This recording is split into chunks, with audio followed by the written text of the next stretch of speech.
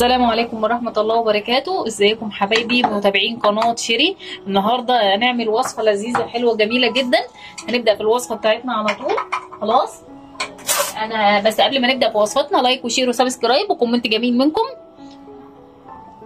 انا هحط معلقتين سمنة،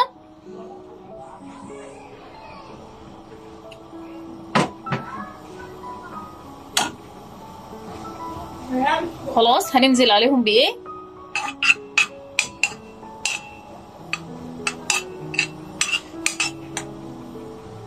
هنزل عليهم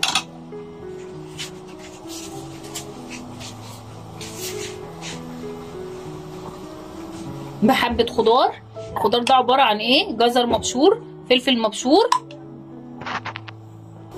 هننزل على السمنة بتاعتنا بحبة خضار، جزر مبشور، فلفل مقطع صغير جدا، حار او رومي اللي يريحك، كوسة مبشورة، اي نوع خضار انت حباه ابشريه وحطيه.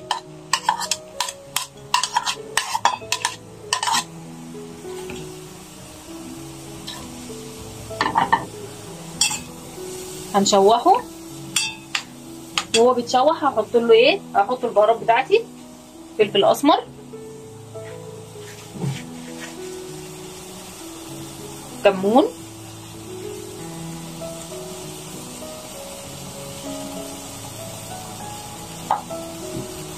حبة بهارات. شوح كويس جدا.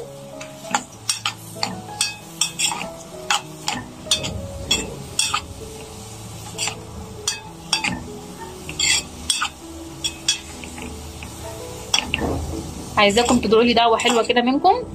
كل اللي يجرب وصفاتي يبعت لي يقول لي ان هو جربها ويدعي لي دعوه حلوه.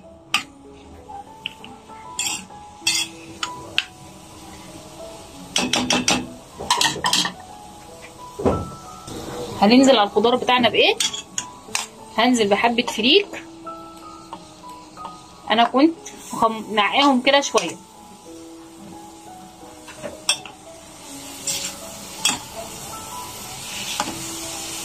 هشوح كله مع بعضه.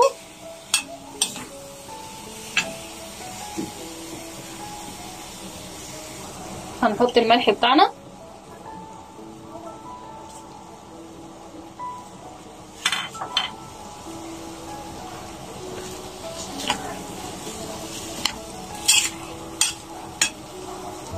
هنا انا حطيت اهوت شويه ماء صغيرين.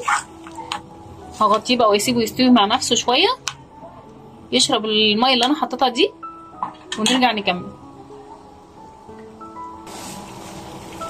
كده بعد ما يتشرب شويه معايا يا حبايبي هفضيه بقى في حاجه واقول لكم هنعمل ايه مكانه.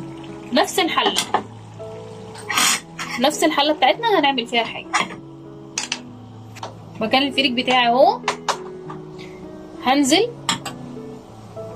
بشويه سمنه او زيت.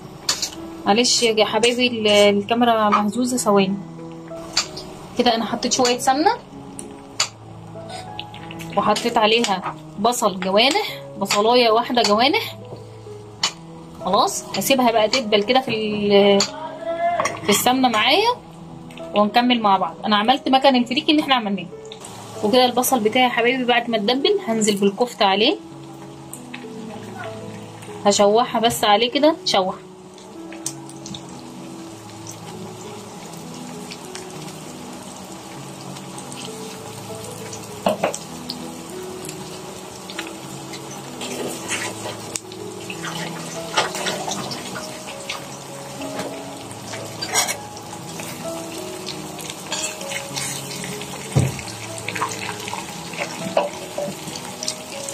سيبه يتشوح مع بعضيه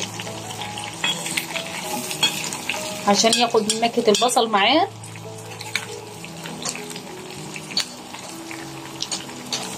وهنا انا طلعت الكفته بتاعتي خلاص اتشوحت معايا، وهنزل بالخلطه بتاعتي تاني اللي انا عملتها على الايه، على البصل بتاعي. خليها تكمل وتاخد طعم البصل. انا حطيت البصل ليه مع الكفته عشان الكفته تاخد طعم البصل، وبعد كده نزلت البصل مع الفريك والخضار اللي احنا عملناه.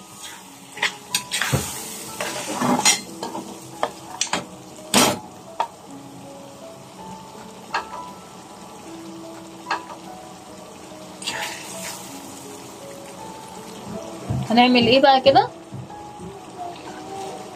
هنزل بمعلقتين 2 من الطماطم المكعبات، معلقتين مش كتير، وهسيب بقى كل ده يتسبك مع بعضه كويس جدا، سيبه يشرب مع بعض.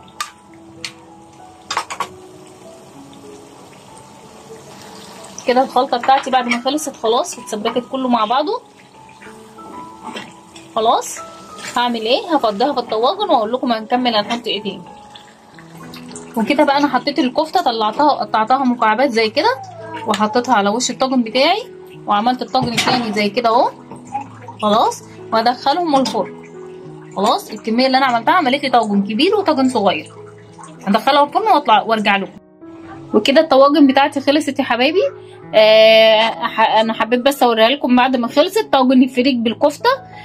طبعا انا بقى مستنيه الوصفات، تطبيق الوصفات بتاعتكم وبس، ومستنيه دعوه منكم حلوه وكومنت جميل.